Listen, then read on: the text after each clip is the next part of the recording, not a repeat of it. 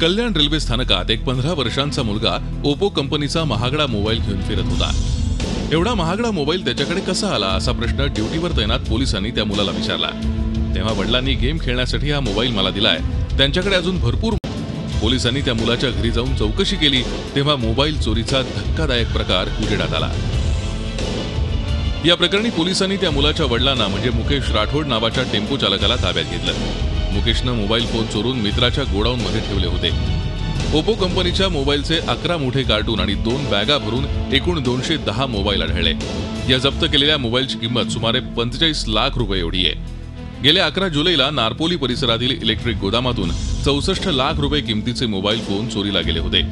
ही चोरी आपणच केल्याची कबुली मुकेशने दिली आहे। या प्रकरणी 6 आरोपींना अटक करण्यात आली आहे।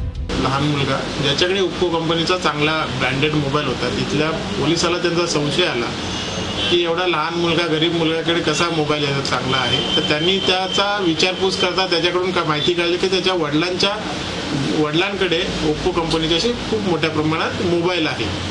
मग त्यांनी त्या वडिलांना ताब्यात घेऊन त्याच्याकडे चौकशी केली असता त्यांच्याकडे 44 लाखाचे ओप्पो कंपनीचे मोबाईल जे नारपोली पोलीस स्टेशनच्या हद्दीतून गोडाऊन फोडून चोरीला गेले होते ते त्याच्याकडे मिळून आले। आपल्या मुलाची मोबाईल फोनची हौस पुरवणं मुकेश राठोडला भलतंच महाग पडलं, पण त्यामुळे एवढी मोठी मोबाईल चोरीची घटना मात्र उघडकीस आली। Kapil Raut, Zee media, Thane. Zee 24 तास रहा एक पाऊल पुढे।